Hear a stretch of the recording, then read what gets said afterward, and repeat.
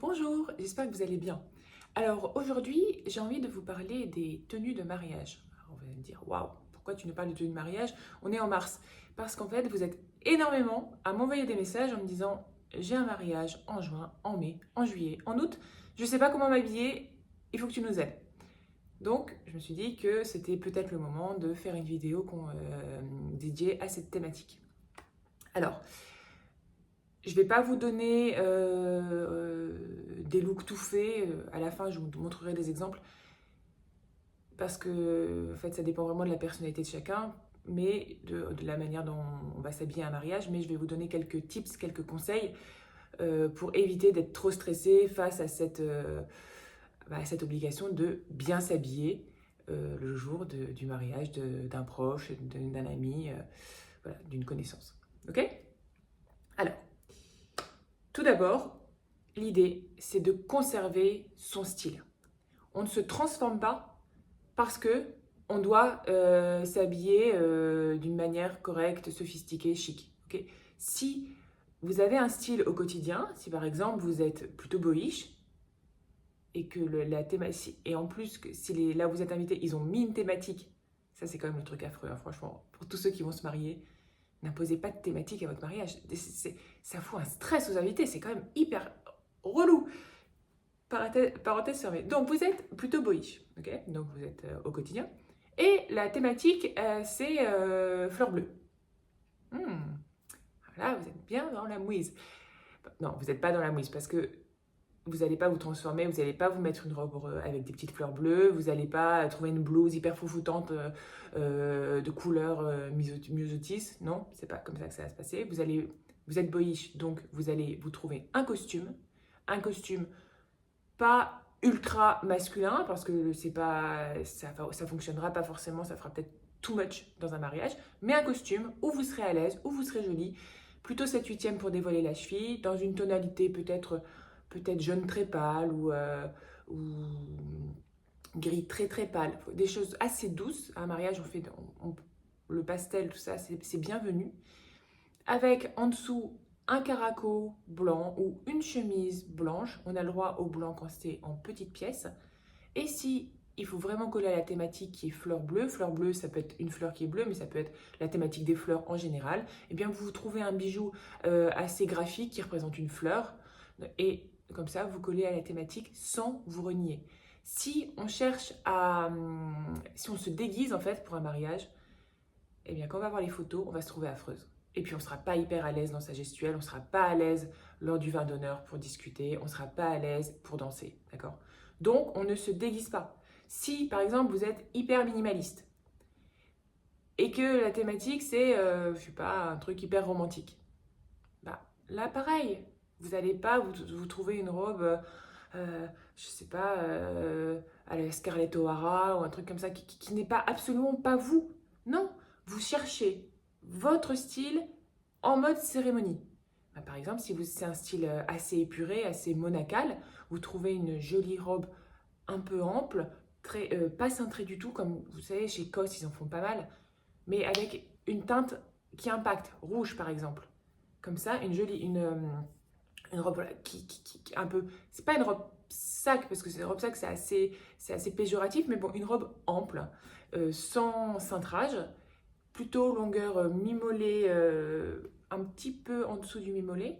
Et là, pour faire mariage, pour rehausser un petit peu cette robe qui peut être peut-être un petit peu trop sage, et bien vous trouvez une paire de talons pas trop haute, parce que si on a une paire de talons très haute avec une longueur mi-mollet, voire cheville, ça va pas être très harmonieux. Non, un talon de 5-6 cm max. Par exemple, si la robe est rouge, eh bien vous ne mettez pas des talons marron ou noir, ce qui sera assez attendu. Non, vous mettez du rose. Et alors là, vous conservez votre esprit minimaliste parce que la robe est ample et elle n'a pas de froufrou, elle n'a pas de détails. Et le minimalisme, c'est aussi des chocs de couleurs, d'accord? C'est aussi Ralph Simmons, quand il était chez Jil Sander, il faisait des chocs de couleurs, mais ça restait minimaliste parce que les volumes étaient épurés. Donc là, un gros aplat rouge, assez ample, avec des chaussures fines, des mules roses à talons. Vous êtes parfaite. Ça peut être aussi une robe peut-être un peu plus cintrée, mais épuré, dans des manches un peu bouffantes, mais épuré. De toute façon, ça se voit quand c'est épuré ou c'est à froufrou. Vous voyez, la robe que je vous montre là, elle est épurée, mais elle est cintrée. Et avec, vu que vous êtes minimaliste et que vous n'avez pas envie d'un truc hyper girly, eh bien vous trouvez des chaussures qui sont conceptuelles. Donc là, par exemple, c'est ces sortes de mules tressées en gros lien de cuir orange. On a un mix de couleurs, c'est recherché, et donc ça va parfaitement pour un mariage. Mais on n'a pas besoin d'entrer dans des codes, d'accord? Par contre, si votre style c'est hyper girly, alors là, lâchez-vous. Hein. Lâchez-vous, faites-vous plaisir. Portez du Simone Rocha, ce genre de robes bien amples qui font des robes pour adolescentes, enfin, c'est robes de petite fille pour adultes. Là, vous pouvez vous amuser. Par contre, évitez une robe trop imposante pour pas voler la vedette à la mariée. Et faites hyper sobre sur les accessoires, sinon ça fera déguisement.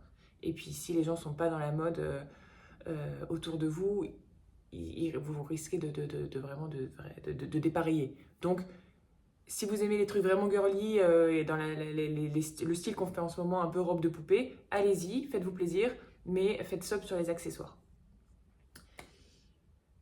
Après, autre conseil, c'est pas parce qu'on va à un mariage qu'on oublie toutes les règles qu'on applique au quotidien dans notre dressing. Ça arrive souvent. Les gens, ils sont hyper bien habillés d'habitude et à un mariage, on les voit, mais c'est la catastrophe. T'as l'impression qu'ils ont tout oublié, qu'ils se sont dit, oh là là là là, il faut que je mette un chapeau, il faut que je mette un tailleur, il faut que je sois en couleur pastel, et puis il faut que j'aille chez le coiffeur me faire une mise en pli. Bon, finalement, c'est raté. Ok. Donc, par exemple, on sait que pour les pantalons, en plus on va être en été, ça sera beaucoup plus joli une longueur 7/8 qui va dévoiler la cheville plutôt qu'un pantalon qui s'effondre. Ok, il y a toujours des exceptions, mais moi je vous parle de manière générale, d'accord? 7/8, si on a du volume, une robe volumineuse, une jupe volumineuse, volume plus longueur, quelque chose d'assez long, eh bien on met des talons, on n'est pas à plat. À moins de faire 1m80, mais toujours là on est dans la règle générale. Si vous avez quelque chose de volumineux, on essaie d'élancer la silhouette avec des jolis talons. Ce n'est pas la peine que ce soit des talons de 12 cm avec lesquels vous ne saurez pas marcher. Non, on fait un talon qui reste confortable, 7-8 cm. Mais après, tout est dans la forme du talon, tout est dans la forme de la sandale ou de l'escarpin. On évite, bien évidemment, les vêtements dans lesquels on est mal à l'aise. C'est pas la peine. C'est pas parce que si vous bougez plus tout droit devant votre miroir, vous êtes parfaite pour un mariage de la famille royale d'Angleterre. Ça peut arriver de se sentir parfaite pour ce genre d'occasion. Mais si vous n'êtes pas capable de bouger, de danser, de pouvoir rattraper un petit enfant d'honneur qui tombe avec tout le sac de riz, vous vous sentirez pas super à l'aise. Et ça se verra. Ça se verra. Vous aurez l'air comme plein de gens que vous croisez lors de mariage. Vous aurez l'air engoncé, vous aurez l'air d'avoir avalé un cintre. D'accord? C'est pas le but. Il faut mieux avoir une tenue un tout petit peu moins chic, mais dans laquelle vous vous sentez hyper bien et où votre corps peut bouger librement et où donc vous allez dégager quelque chose de vraiment lumineux et on vous trouvera très joli, qu'une robe, qu'une tenue, qu'un tailleur qui a coûté très très cher et qui vient d'une grande maison ou même voilà, quelque chose de officiellement très chic dans laquelle vous ne serez pas à l'aise. L'effet sera raté. Si vous n'êtes pas à l'aise, ça sera raté, quel que soit le prix de la tenue. C'est important de le savoir. Aussi, on privilégie lors de ce genre d'occasion des tenues qui vont plutôt avoir un beau tombé plutôt qu'une tenue de tendance. Là, c'est un peu une cérémonie de mariage. Les tendances, on s'en moque un peu. Ce qu'il faut, c'est que ça soit beau, que ça soit joli, qu'il y ait des jolies silhouettes. Une robe coupée dans le biais, une jolie soie qui tombe bien, ça sera beaucoup plus joli qu'une robe hyper à la mode avec des découpes, des endroits, vous voyez, découpés où on voit la peau, une couleur ultra flashy, un jeu de manches un peu compliqué, ou une torsade de tissu aussi très tendance, mais un peu casse-figure, d'accord? On mise sur le tombé, sur des jolies matières. Jolie matière ne veut pas forcément dire matière rebrodée, ultra lourde. Ça peut fonctionner si la pièce est vraiment belle et qu'elle est pensée pour moderniser ce genre de tissu. Mais un beau tissu, c'est surtout un tissu où on sent que c'est de la qualité. On évite les trucs trop synthétiques qui froissent, qui s'accrochent à la peau, qui font des plis pas très heureux. C'est vraiment miser sur de jolis tissus. Très important. Après, il y a une grosse problématique au niveau des mariages. Moi, on me demande souvent, j'ai une robe sans manches et il faut la réchauffer. Parce que si on va à l'église, eh ben, il faut mieux se couvrir.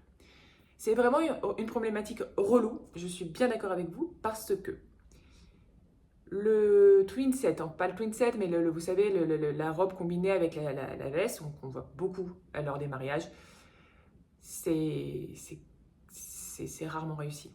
Okay, c'est rarement réussi. Il faut vraiment avoir une silhouette à la Kate Middleton pour que ça fonctionne. Et bon, on n'est pas toutes Kate Middleton. Donc, concrètement, si vous avez une robe d'été, une robe avec les épaules apparentes, prenez un blazer où la couleur fonctionne bien avec votre robe. Si c'est une robe orange délavée, ben vous prenez un blazer bleu marine. Si c'est une robe rose, ça peut être un blazer rouge légèrement dilué, mais ça peut être aussi un caramel avec le rose, voyez. Une veste donc de blazer un peu masculine que vous allez porter juste sur les épaules, en cap. Et comme ça, vous enfilez pas les manches, comme ça on n'a pas le problème de est-ce que la veste va bien tomber sur la robe. Non, vu que c'est en cap, même si elle est un peu trop longue, un peu trop courte, on s'en moque un peu, ok. Les filles le faisaient beaucoup à la sortie des défilés il y a quelques années, on le voit un peu moins, mais je trouve que c'est toujours un bon gimmick à adopter, une veste masculine, un blazer masculin, sans vraiment de fioritures, et on le pose sur les épaules et on est nickel. Après, il y a évidemment le Spencer qui est une veste courte qui va fonctionner visuellement avec toutes les pièces qui vont être les robes qui vont être cintrées ou qui vont être taille en pire, et ça fait, c'est pas casse-figure, ça fait chic, c'est chic. C'est pas le truc le plus fun du monde, mais si vous allez dans un mariage qui est un peu habillé et que vous êtes à l'aise avec ce genre de tenue un peu classique, bah le Spencer, c'est le genre de veste qu'on attend avec pas mal de robes dites de mariage. Moi, de manière générale, je vous dirais d'éviter les robes dites de mariage, mais bon, ça dépend des goûts. Donc si vous avez une robe dite de mariage, mettez un Spencer, vous serez impeccable. Après, et si ça vous va et si ça vous plaît et si vous vous sentez bien dedans, allez-y. Après, si vous êtes dans un mariage un peu plus moderne, où il n'y a pas vraiment de code, et que vous avez une très jolie robe et que vous êtes un petit peu rock, ben vous pouvez tout à fait mettre un perfecto, pareil, sur les épaules. Un perfecto caramel, un perfecto noir, il faut vraiment que c'est le noir, on évite quand même lors des mariages. Non, un chocolat marron, enfin, tu voyais une tonalité comme ça, ouais, caramel. Après, les perfectos rouge, rose, ça peut vite faire un peu cheap. Et non, plutôt une tonalité un peu organique, qui fonctionne bien sûr avec votre robe. Après, et il reste l'idée de l'étole. Ça aussi, c'est la même chose que le Spencer, c'est-à-dire que c'est des pièces auxquelles on pense automatiquement, qui peuvent fonctionner hein, si ça vous va, si vous avez l'étole qu'il faut pour réchauffer une tenue. C'est assez, comment dire, assez facile. Mais moi, je ne peux pas m'empêcher de penser que tous les mariages auxquels j'ai été dans des mariages de différentes, comment dire, il y en avait qui étaient très chics et d'autres moins chics, il y a peu de filles qui portent bien l'étole. Il y en a plein ça pend, une fois qu'on n'est plus à la mairie ou à l'église, ça fait un drôle de truc dans le dos. Oh, et même une fois que c'est sur les épaules, ça peut vite faire gnangnan, quoi. Ça peut vite faire gnangnan, faites gaffe, quoi. Après, si vous êtes hyper élégante avec une étole, pourquoi pas hein. Il y a des femmes un peu plus mûres qui portent ça d'une manière très jolie. Si on en porte, voilà, c'est ça, c'est que les gens qui en portent au quotidien, et ben qu'ils en portent au mariage, ça pose pas de problème. Ils savent comment jouer avec. Celles qui n'en portent jamais et qui se disent il me faut une étole pour le mariage, bah franchement, préférez le blazer de mec sur les épaules. Blazer masculin, pas d'homme, parce qu'un blazer d'homme, ça va vraiment être trop large. Après, il y a le bon compromis de la robe avec des manches, des vraies manches, ou manches 3/4, ou même manches au-dessus du coude. Comme ça nous évite de nous couvrir dans l'église, et ça marche bien, et ça évite le problème voilà, de cette veste qui est quand même bien relou, quoi. Après, à l'évidence, on peut... un truc qui est pas très risqué et qui est assez facile, c'est de miser sur un vêtement que vous avez déjà porté et dans lequel vous vous sentez super jolie. Une robe, ça n'a pas besoin d'être une robe ultra chic, ultra sophistiquée. Non, ça peut être juste une jolie robe, d'accord, qui vous va très bien, qui quand vous la mettez, vous avez des compliments, que votre mari, votre copain, vos amis vous trouvent très jolie avec, d'accord. Cette robe-là, la rendre compatible avec une cérémonie de mariage, c'est pas difficile. Il suffit de miser, de upgrader le rayon accessoires. C'est-à-dire que vous allez par exemple vous faire une coiffure avec des accessoires de cheveux qui sont impactants. Là, moi, il y a une boutique que je trouve canon, elle est à New York, mais ça, ils ont un e-shop, c'est, je sais plus son nom, Layette, Net New York, Linet New York, un truc comme ça, je sais plus. Bref, peu importe, je vous mettrai le lien. Et donc là, il y a des grosses barrettes de forme, enfin, c'est des barrettes minimalistes, mais assez imposantes. On peut se faire des coiffures faussement désinvoltes, et vu que les barrettes sont impactantes, ça donne tout de suite un côté ça donne beaucoup de caractère à la silhouette. Donc tout ce qui est, si vous avez ce genre de tenue, de robe un peu simple qui mérite d'être upgradée, pensez accessoires de cheveux, travail sur les cheveux, coiffure intéressante, pas coiffure de mariage, pas brushing de folie, non, travaillez, amusez-vous, tressez vos cheveux, faites des millimillos de tresses, voilà, ce genre de trucs frais, il faut que ça reste frais en fait, c'est hyper important. Donc il y a les accessoires de cheveux, il y a les pochettes. Les pochettes, si vous avez une robe comme ça un peu simple, prenez pas une pochette basique, enveloppe, sans beaucoup de saveur. Non, amusez-vous avec les pochettes rigides qui vont pouvoir avoir des effets de matière intéressants, des effets des teintes intéressantes. Ça peut être très fantaisie. Et ça aussi, là, ça structure la silhouette vu qu'elle est rigide, et ça donne un coup de boost. Et voilà, il y en a plein, enfin, vous pouvez trouver dans tous les prix. Moi, j'aime beaucoup celle de Cult Gaia, je sais pas comment on dit, et qui peut être très girly et en même temps assez raffiné, et c'est très joli. Alors ça booste une simple petite robe estivale. Et donc, on a fait les cheveux, la pochette, et évidemment les souliers, les escarpins ou les sandales. Et alors là, vous prenez quelque chose avec un talon conceptuel, avec une couleur qui est ultra dynamisante, un jeu de lacets, vraiment vous prenez des sandales ou des escarpins qui impactent. Et comme ça, vous vous sentez super bien parce que cette robe-là, vous la connaissez, vous savez que vous êtes jolie, et vous êtes dans le dress code du mariage, parce que vous avez sophistiqué l'ensemble avec des accessoires qui, eux, ne sont pas des accessoires de tous les jours. Ça, c'est important à savoir, ça peut vraiment vous libérer l'esprit quand vous dites, en fait, je peux porter une robe que j'ai déjà portée. C'est pas très grave. Après, il y a aussi une autre possibilité pour s'alléger un peu la tête quand on sait qu'on est invité à un mariage et qu'on ne sait pas quoi porter. C'est de regarder les actrices qui correspondent un peu à notre âge et à notre morphologie, et regarder ce qu'elles portent sur les tapis rouges. Alors ok, 80% c'est foiré, 80% du temps sur les tapis rouges, elles sont pas à leur avantage, mais 20% du temps, il y a des trucs qui fonctionnent. Et puis il peut y avoir des choses un décolleté qui fonctionne, le reste de la tenue fonctionne pas, mais on se dit, ah bah ok, ça c'est le décolleté qui fonctionne bien avec mon type de poitrine.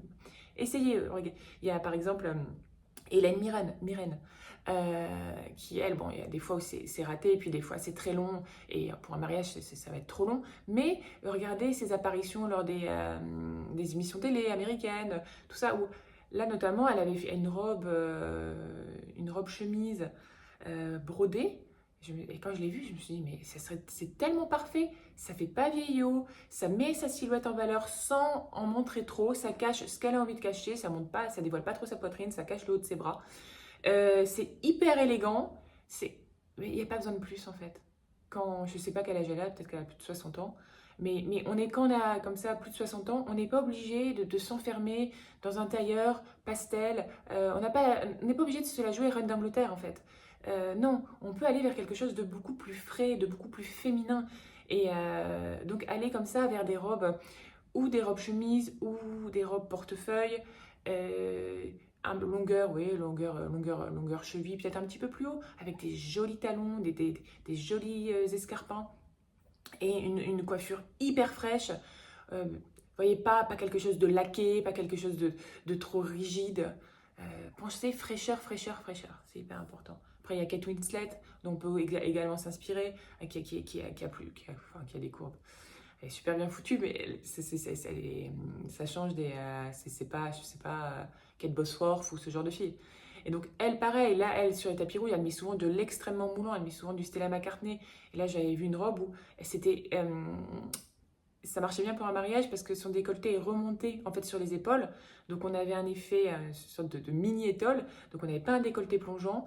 Et ça habillait vraiment la silhouette et ça lui donnait un côté sophistiqué tout en restant hyper body conscious. C'était intéressant. Après, il y avait Ashley Graham aussi que j'avais vu sur un photocall. Donc elle aussi, elle plus ronde, ouais, même vraiment ronde. Et là, sur cette photo, ce qui m'intéressait, c'était qu'elle a mis un décolleté carré. Et ça, c'est intéressant quand on a une forte poitrine et qu'on va à un mariage. On n'a pas forcément envie d'avoir un décolleté ultra plongeant qui va nous gêner et voilà, qui sera pas de circonstance. Par contre, un décolleté carré, c'est souvent très saillant. Ça reste, ça dévoile pas trop la poitrine et ça met plutôt en valeur. Donc pensez-y, hein, décolleté carré. Oui, c'est ce que je voulais vous dire quand je vous parlais d'Hélène Mirren. Il y a des dames, des femmes qui, à partir d'un certain âge, ne mettent que des tailleurs. Des tailleurs, voilà, des tailleurs Jeanne Pâle, vers Annie, enfin des trucs. Et chacun fait ce qu'il veut, mais essayez quand même, si vous êtes si vous vous reconnaissez là-dedans, allez plutôt peut-être vers des robes coupées dans le biais. Vous allez dire que je parle souvent des robes coupées dans le biais, mais ça change tout en fait. Ça peut être c'est coupé dans le biais, longueur en dessous du genou, vous voyez, avec une petite veste. Ça peut être une veste en camailleux ou avec la robe, mais si on a un peu de fluidité dans le vêtement, sans qu'il soit trop.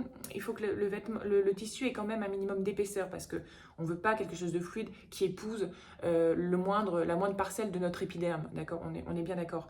Mais si on a quelque chose d'un peu lourd, avec un peu d'épaisseur, et donc on a ce côté féminin, et après on réchauffe avec une veste, ça peut très bien fonctionner, et ça sera plus frais qu'un tailleur. Après, il y a des tailleurs qui sont très bien coupés, hein, ok. Et puis si on a une ligne sculpturale à 70 ans, ça peut être canon. Mais c'est pas, ce que je veux dire, c'est que c'est pas la seule option. Regardez, il y a d'autres options. Ou des robes comme Hélène Mirren, ou enfin, le principe robe un peu longue, un peu fluide, plus veste, ça marche aussi très très bien. Bien évidemment, on ne porte pas de blanc. On le réserve à la mariée. Non, mais ça, c'est sûr, hein. Ça, c'est sûr, certain. Moi, je me rappelle vous allez dire que je raconte ma vie, mais au mariage de ma grande sœur, il y avait une fille qui était venue en blanc. Et la fille, en plus, elle était canon, elle était bronzée et tout. Elle avait une super belle robe blanche. J'avais halluciné, ça faisait trop bizarre. Et encore aujourd'hui, tu vois les photos du mariage, j'en étais énormément.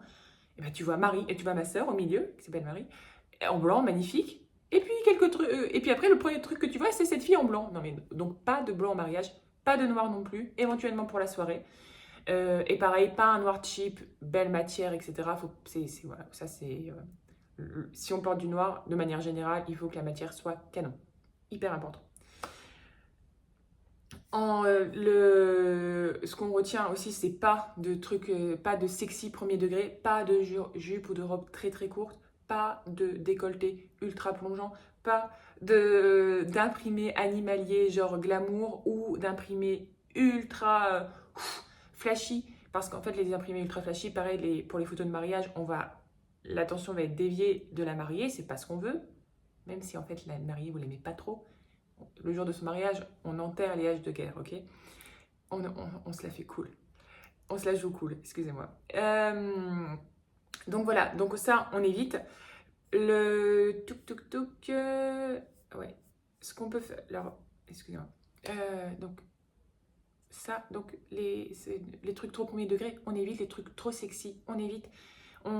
C'est pas l'endroit en fait. C'est tout, vous serez aussi sexy que vous vouliez le lendemain, le surlendemain ou la veille, mais ce jour-là, on se la joue plutôt subtile.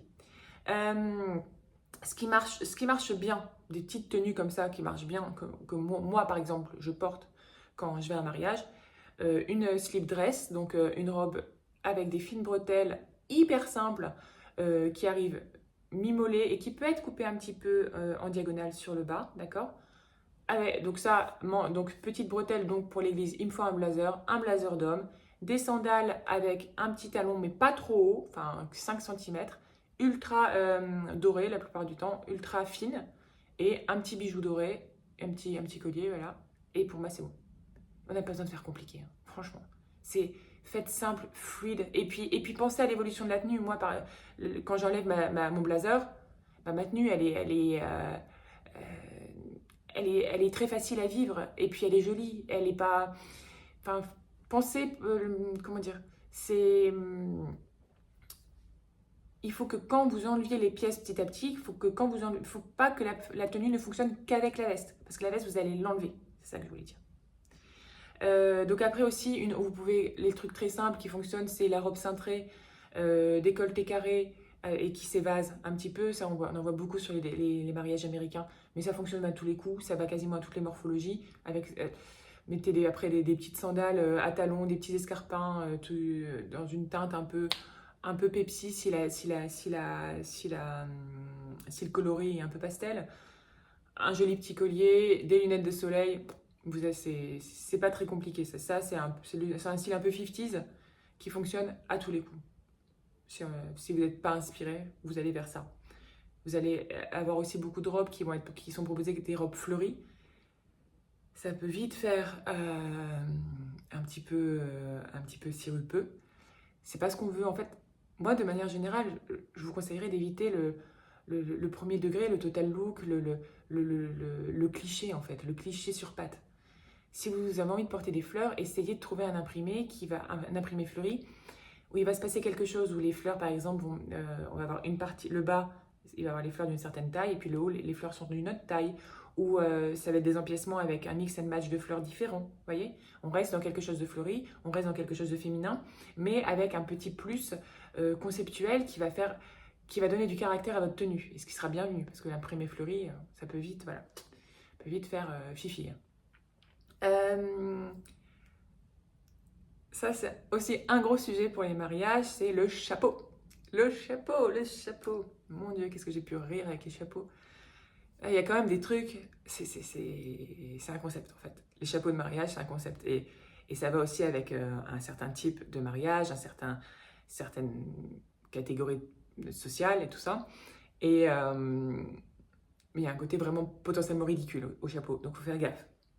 Si on aime ça, si on en porte, encore une fois, au quotidien, et qu'on a envie d'en porter un mariage, allez-y, go, pas de problème. Si par contre, vous n'en portez jamais au quotidien, vraiment jamais, enfin que c'est pas votre truc, ne vous forcez pas à en porter un parce qu'on a dit que c'était un mariage à chapeau ou que parce que c'est redingote, etc. et qu'il faut des chapeaux. Non, vous aurez l'air sûrement déguisé. Il y a une bonne alternative au chapeau que moi je trouve très jolie, c'est le turban. Turban à la Grace Kelly, à la Elizabeth Taylor, ils en font, je vais vous en montrer, enfin c'est un turban que tu n'as pas besoin de le nouer, tu le portes directement comme une sorte de bonnet. Et ça peut être canon. En plus, on laisse ou dépasser la frange ou alors on se fait un chignon et on place le turban dessus. Ça permet d'avoir des tenues qui peuvent être relativement simples, épurées, simples et avec un turban. On est dans une élégance à la style années 40. C'est beaucoup moins connoté que le chapeau, c'est beaucoup moins casse-figure que le chapeau. Donc, si vous pouvez tester. Vous voyez, si vous êtes dans cette problématique chapeau, sachez qu'il y a l'alternative turban. Il y a aussi l'alternative bijoux, bijoux de cheveux, donc diadème un peu compliqué, vous voyez, avec Pas forcément des fleurs, mais des choses en fer travaillé, en fait, en laiton, tout ça. Il y a beaucoup de choses qui se font aujourd'hui et vous n'êtes pas du tout obligé d'avoir le chapeau sculpté, le bibi sculpté qui s'en va jusqu'au ciel. Là, non, ça, c'est pas obligatoire, ok? C'est pas du tout obligatoire.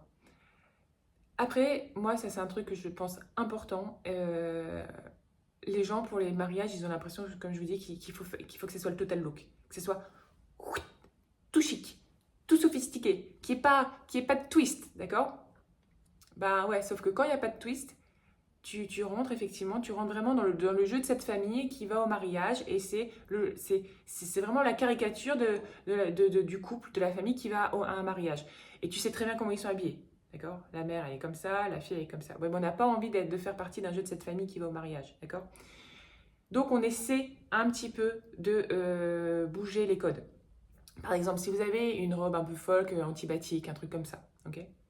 Ben, vous n'allez pas porter une pochette en raffia, par exemple. Non, vous allez porter une pochette rigide, comme je vous disais, peut-être un peu nacrée, très moderne, très graphique, qui va contredire la dimension folk, sauvage, tu vois, cette vibration-là que peuvent avoir certaines robes, comme je vous dis, comme ce style de antique batik.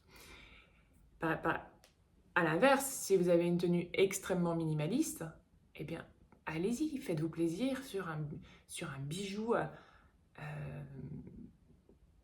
bariolé, sur un bijou folk, sur une pochette, pour le coup, là, en raffia tressé. Mais quand je vous dis raffia tressé, ce n'est pas le cabas avec lequel on va faire son marché. Non, non, c'est qu'il y a des très jolies pochettes en raffia tressé qui permettent de faire un effet matière avec lequel on va faire contraster d'autres choses. Et là, notamment, l'effet matière du raffia tressé peut vraiment bien contraster avec une robe très épurée. Je sais pas... euh, bleu... ouais, bleu. Bleu marine. Ouais, bleu marine. Raffia tressé, bleu marine. Ça peut être très très beau. D'accord? Donc la pièce, on ne pense pas dans le même style sur toute la longueur. Teinte pastel, par exemple, si on a des teintes pastel, on ne met pas des teintes pastel au pied, on va mettre de l'argenté ou alors on va mettre une petite touche de fluo. Si on a une combinaison très élégante, très épurée, eh bien on va trouver des boucles d'oreilles hyper imposantes, à breloques, quelque chose qui bouge. Vous voyez, on ne fait pas monolithique, on essaie de ne pas le faire. Mais tout en restant subtil, tout en restant léger, on ne fait pas des clashs, on ne fait pas des télescopages stylistiques aussi importants qu'on pourrait faire dans la vie de tous les jours. Mais on conserve cette idée de faire dialoguer des pièces de différents styles sur une même tenue. Petite chose importante, si vous avez des chaussures ouvertes, ce qui est souvent le cas lors des défilés des cérémonies d'été, on n'y pense pas forcément, mais faites-vous une pédicure. Il faut que vos pieds soient nickel et il faut que vos ongles soient nickel. Moi, je déteste mettre du vernis, mais si je montre mes pieds à un mariage, eh bien, je vais quand même me faire une petite pédicure pour avoir les pieds, enfin les ongles. Vous n'êtes pas obligé d'avoir une couleur sur ça peut être du transparent hein, pour les ongles de pied. C'est même bon bref. Donc pour que ça soit nickel. Si c'est pas fait et que vos pieds sont découverts et que vous êtes hyper chic et que vos pieds ça va pas, ça peut dénoter un petit peu. On n'y pense pas forcément, mais c'est important. Je vous ai dit, si vous avez une forte poitrine, décolleté plutôt carré, d'accord? Si vous êtes petite, évitez les robes qui ont deux couleurs. Ça va casser, ça va diviser la silhouette et ça va vous tasser. Donc plutôt une tenue monochrome qui va allonger. On met quelque chose de court, de pas trop court, mais donc au-dessus du genou, et puis des talons, pas non plus démesurés, parce que là, les filles qui sont petites et qui mettent des talons de 12 et qui ont du mal à marcher avec, c'est ridicule. Donc, c'est pas la peine d'avoir un talon démentiel. L'idée, c'est juste d'avoir une illusion d'optique. C'est pas de gagner des centimètres, c'est d'avoir quelque chose qui s'allonge, d'accord?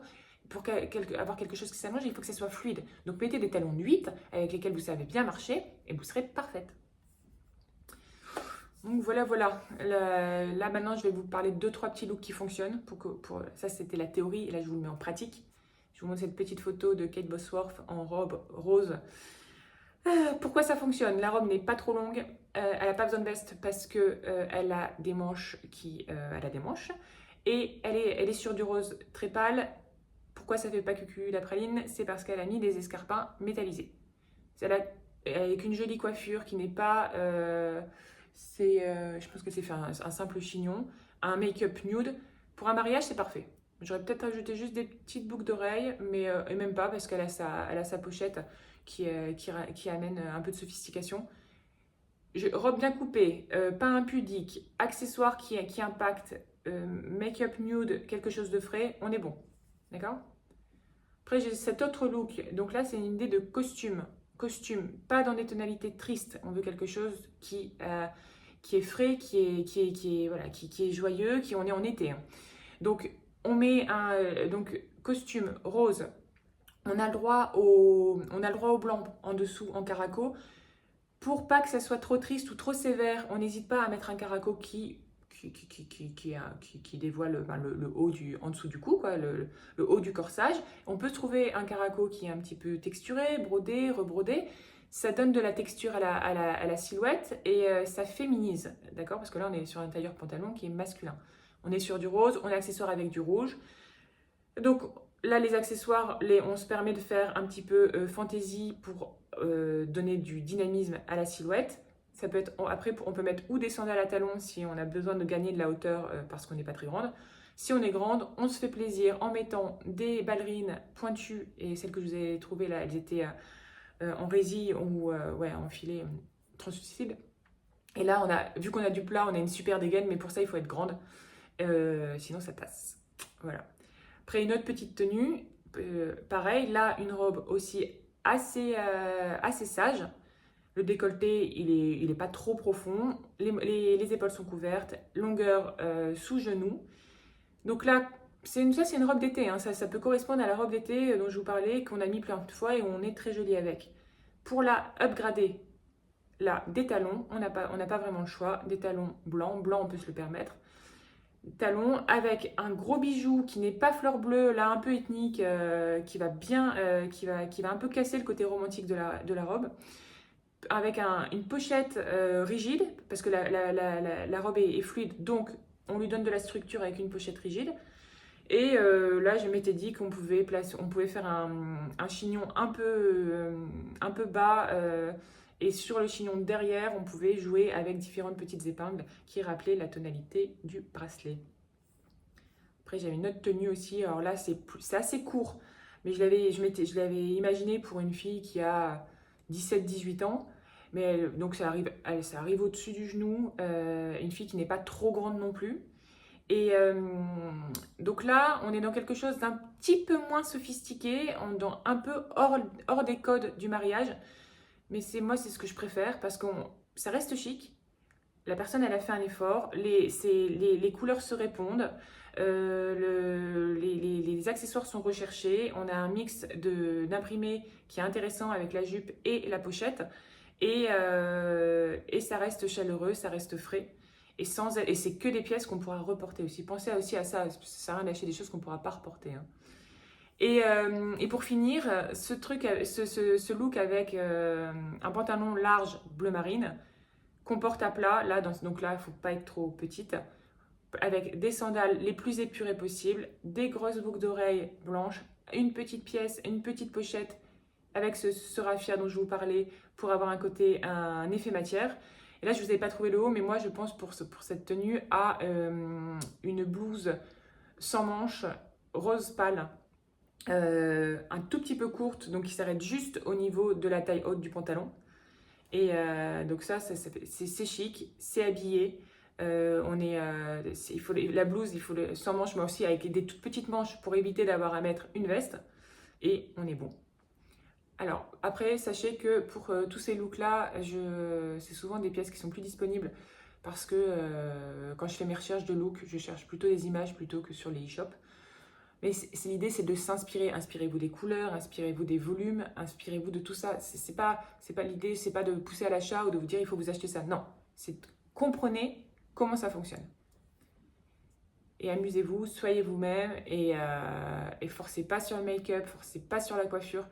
Faites une version de vous-même un peu, où vous faites un petit effort, mais cherchez pas à être quelqu'un d'autre. C'est important. Et voilà. Et faites-vous plaisir et ne mélangez pas les vins parce que c'est pas un bon... C'est pas... Après, les vins d'honneur finissent un peu mal. Voilà. Donc voilà, ça c'était pour les mariages. Les mariages, voilà, je termine avec un petit truc qui m'a agacée cette semaine. Alors, je vous ai publié en story à un moment une photo d'un kimono, d'une sorte de veste kimono, d'une marque lisboète, donc d'une fille qui bosse à Lisbonne, qui est française mais qui bosse à Lisbonne.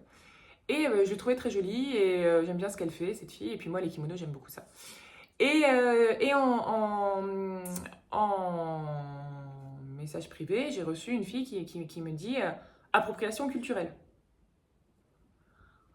Alors je lui dis ah ok, et alors je lui dis ben non, enfin plutôt inspiration culturelle, enfin et bon là c'était parti, etc. Donc en fait aujourd'hui on peut plus poster un kimono sans un kimono. On peut plus poster un kimono sans se faire taxer ou sans avoir quelqu'un qui derrière va te dire ah c'est de l'appropriation culturelle. Alors le problème de l'appropriation culturelle c'est un vrai problème, ok? Je ne nie pas. Mais à mettre ce mot sur tout et n'importe quoi, ça rend le discours inaudible. Qu'il y ait une petite tribu quelque part en Amazonie qui fasse un truc magnifique, je sais pas, un tressage magnifique, etc. Et qu'il y ait une créatrice parisienne qui soit en balade par là-bas, qui prenne ça et qui le mette sur son défilé sans rien demander à la tribu. Oui, ça c'est problématique, évidemment. Évidemment, c'est problématique. Que on réinterprète les kimonos, les onsen en particulier, qui sont japonais, en se l'appropriant, mais pas de manière... on détruit pas le produit, on ne le tourne pas en dérision, et on ne cause de tort à personne, parce que le kimono en tant que tel, oui, ça fait partie de la culture japonaise, mais on ne laisse pas les Japonais en utilisant le kimono. C'est pas comme si, voilà, je vous dis, c'est un savoir ancestral d'une communauté qui comprend sans rien lui verser en retour, voilà, vous voyez. Donc, arrêtons de s'énerver pour tout et n'importe quoi. Oui, on a le droit de porter des kimonos. Oui, les créatrices ont le droit de s'approprier, de travailler cette forme. On devient complètement fou en fait. On devient complètement taré. Et à force de tout mettre dans le même sac, eh ben ça dessert la cause en fait. Et c'est important de faire attention à l'appropriation culturelle, c'est important de faire attention à la préservation de la culture de chacun, pas de problème. Mais c'est aussi important de ne pas virer complètement débile. Hein. Donc voilà. Soyons heureux, portons des kimonos et ciao, bye bye.